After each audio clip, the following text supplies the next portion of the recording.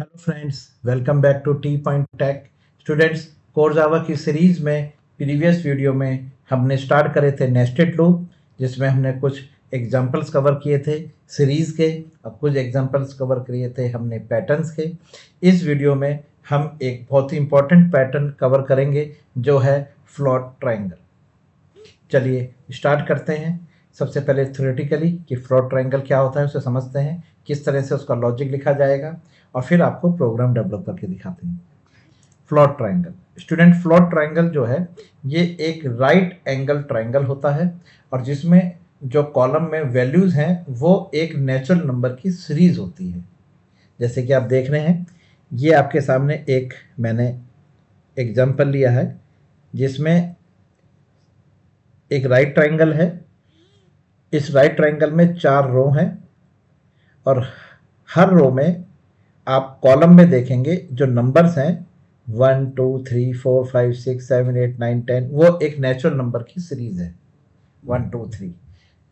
तो देखिए पहली रो में जो हमारी पहली रो है डेट इज रो 1, फिर रो 2 है, रो 3 है और रो 4 है। तो पहली रो में 1 है, फिर दूसरी रो में 2 और 3 हैं, तीसरी रो में 4 5 6 हैं और चौथी रो में 7 8 9 और 10 है। ये इस तरह से वैल्यूज सेट की गई हैं। तो स्टूडेंट यहाँ पर हम एक वेरिएबल n डिक्लेयर कर लेंगे इंटीजर टाइप, जिसमें 1 रख लेंगे इनिशियली। तो 1 हमारा नेचुरल नंबर है और इसके जो कॉन्जिक्यूटिव नंबर्स हैं, जो इसके कॉन्जिक्यूटिव इंक्रीमेंटेड नंबर होंगे नेचुरल, वो होंगे 2 3 4 5 6, जो हर रो के अलग अलग कॉलम में इंसर्टेड है या कह सकते हैं फीड है। तो सबसे पहले स्टूडेंट हम रो और कॉलम को डिस्ट्रीब्यूट करना सीखेंगे कि हर रो में किस तरह से कॉलम इंक्रीज हो रहे हैं। जैसे रो 1 में 1 कॉलम है, रो 2 में 2 कॉलम है, रो 3 में 3 कॉलम है, रो 4 में 4 कॉलम है। तो सबसे पहले तो हम ये पैटर्न तैयार करते हैं कि हर रो में एक एक करके कॉलम इंक्रीमेंट होते जाए और फिर उसके बाद उसमें नेचुरल नंबर्स फीड करेंगे। तो देखिए नंबर ऑफ रोज हमारे पास इस टाइम इस एग्जांपल में 4 है, तो मैं इसको 4 के ही एग्जांपल लेके चल रहा हूँ। मैंने एक आर ले लिया है, R for row, row equal to 1 less than equal to 4 और रो प्लस प्लस। तो लीजिए ये फॉर लूप लगाया मैंने रो के लिए। और रो जो है आइट्रेट जब होंगी तो जो वैल्यू जनरेट होंगी रो की वो होगी 1 2 3 4। ओके, ये हमारी रो का लूप है। इसके अंदर हम कॉलम डिजाइन करेंगे, रो के अंदर कॉलम। अब कॉलम जो है वो आप देखेंगे पहली रो में केवल 1 कॉलम है, दूसरी रो में 2 कॉलम है। तो जैसे जैसे मेरी रो इंक्रीमेंट हो रही है कॉलम साइज भी बढ़ता जा रहा है। तो मैंने लिखा column equal to 1, column less than equal to row, column plus plus. तो देखिए कॉलम को मैंने रो के इक्वल चलाया है। ठीक है, चलिए तो सबसे पहली बार रो की वैल्यू यहाँ पर 1 आएगी, आएगी ना, रो 1 है। तो एक कॉलम कहाँ से स्टार्ट हो रहा है, 1 से और 1 तक जाएगा। तो 1 से 1 यानी कि एक कॉलम, 1 से 1 एक कॉलम जनरेट हुआ। तो आपने यहाँ लिखा system dot out dot print. अगर आप यहाँ पे सी को प्रिंट कराएंगे तो आप खुद बताइए क्या प्रिंट होगा, 1 प्रिंट होगा। हो गया, ठीक है। और ये जब ऊपर जाएगा वापस इंक्रीमेंट होके सी में वैल्यू इंक्रीमेंट हो जाएगी। सी की वैल्यू 1 थी, 1 is less than equal to R, R की वैल्यू 1 थी, कंडीशन ट्रू थी। लेकिन इंक्रीमेंट होने के बाद जब सी की वैल्यू यहाँ पे 2 होगी तो कंडीशन फॉल्स हो जाएगी, आप लूप से बाहर आ जाएंगे।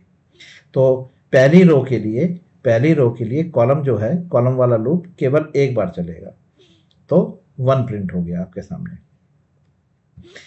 अगली बार रो में इंक्रीमेंट होगा, रो की वैल्यू यहाँ पर आपको 2 मिल जाएगी। अब बताइए कॉलम कितनी बार चलेगा, कॉलम 1 और कॉलम 2। ठीक है, तो 2 बार चलेगा। तो रो 2 के लिए कॉलम का लूप 2 बार चला, तो क्या जनरेट हुआ, 1 और 2।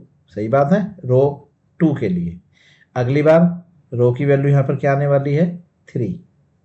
तो कॉलम कितनी बार चलेगा, 1 से 3, तो 1 2 3, यानी रो 3 के लिए कॉलम 3 बार चलेगा, 1 2 3।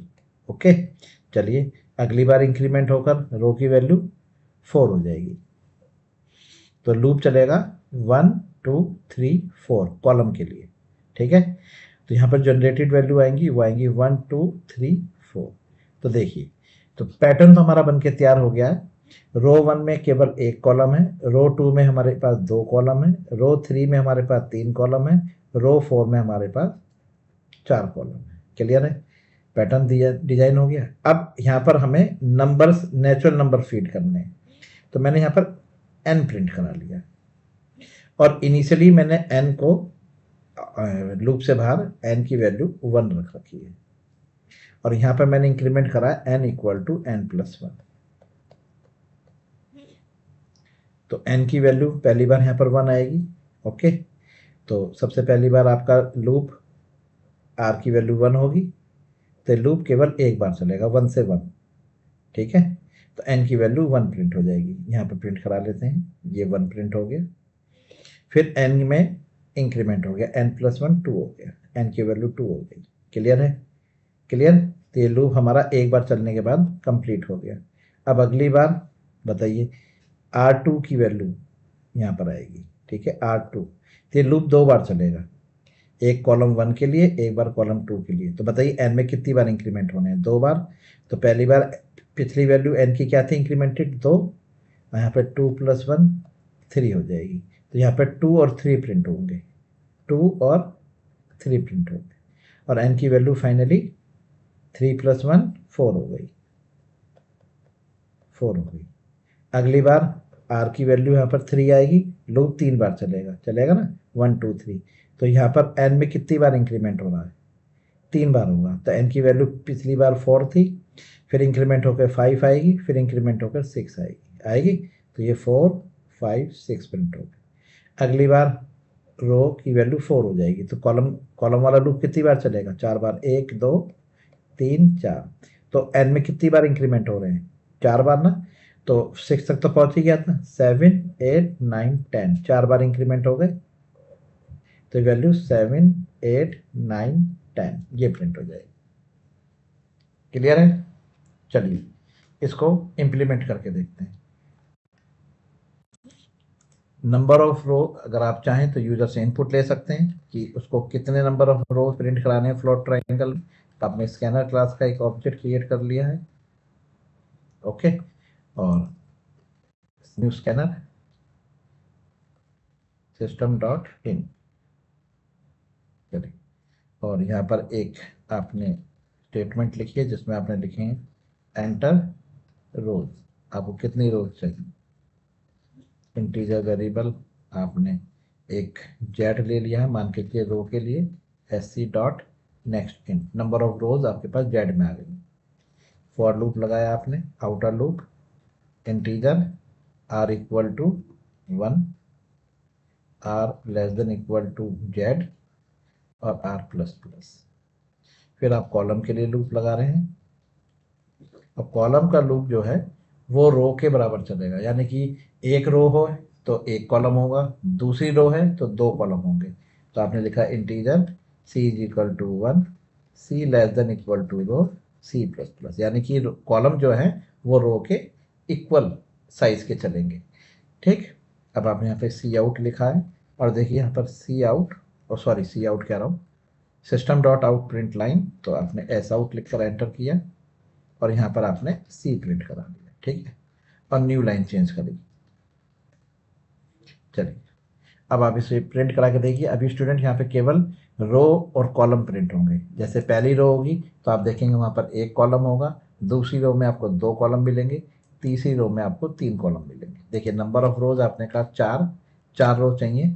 1 मिनट, न्यू लाइन यहाँ से हटा लीजिए, 1 मिनट, ये लीजिए,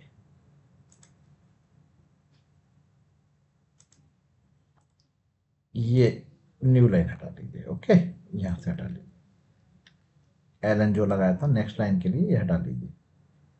अब देखिए आपने 4 इनपुट करा, देखिए पहली रो में 1 कॉलम, दूसरी रो में 2 कॉलम, तीसरी रो में 3 कॉलम, चौथी रो में 4 कॉलम, ओके। अब आप यहाँ पर इस कॉलम में वैल्यू फीड करिए। तो यहाँ पर आप सी की जगह एन प्रिंट करा लीजिए और एक यहाँ पर वेरिएबल डिक्लेयर कर लीजिए n इक्वल टू 1। ओके, तो n की इनिशियल वैल्यू 1 है, तो यहाँ पर आपकी पहली बार वैल्यू क्या प्रिंट होने वाली है, n की 1। अगली बार n की वैल्यू यहाँ पर क्या प्रिंट होगी, n+1। तो n+1 क्या मिलेगा आपको, 2। अगली बार 2+1 3, फिर 3+1 4 लीजिए। ओके, अब आप इसे रन करके देखिए, ये देखिए नंबर ऑफ रोज आ गया। क्लियर है। तो ये जो 1 2 3 प्रिंट हो रहा है स्टूडेंट, ये आपकी n की वैल्यू ही, जो नेचुरल नंबर n लिया है मैंने, वही प्रिंट हो रहे हैं। ये देखिए, आप चाहें तो इसके आगे यहाँ पर इस तरह से n लिख के देख लीजिए, n लिख कर देख लीजिए, आपको पता चल जाएगा कि हाँ ये n की वैल्यूज ही प्रिंट हो रही हैं। ये देखिए, ये देखिए, पहले n की वैल्यू 1 है, फिर 2, फिर 3 4 5 6 7 8 9 10। तो इस तरह से ये आपने डिजाइन करा आपका फ्लॉड ट्रायंगल। बहुत ही इंपॉर्टेंट ट्रायंगल है ये। आपसे इंटरव्यू में या कहीं पर रिटर्न में आपसे पूछा जा सकता है कि फ्लॉड ट्रायंगल का लॉजिक लिखिए, तो आपको ये लॉजिक वहाँ पर लिख के दिखाना है। अगर ये वीडियो आपको समझ में आई कि फ्लॉड ट्रायंगल किस तरह से डिज़ाइन किया जाता है, तो इस वीडियो को अपने फ्रेंड के साथ भी शेयर करिए, लाइक करिए और कमेंट्स करिए। स्टूडेंट्स, इसी तरह का एक ट्रायंगल और है, पास्कल ट्रायंगल, जो हम नेक्स्ट वीडियो में कवर करेंगे और उसके बाद फिर स्टार्ट करेंगे हम array. Thank you very much, good bye.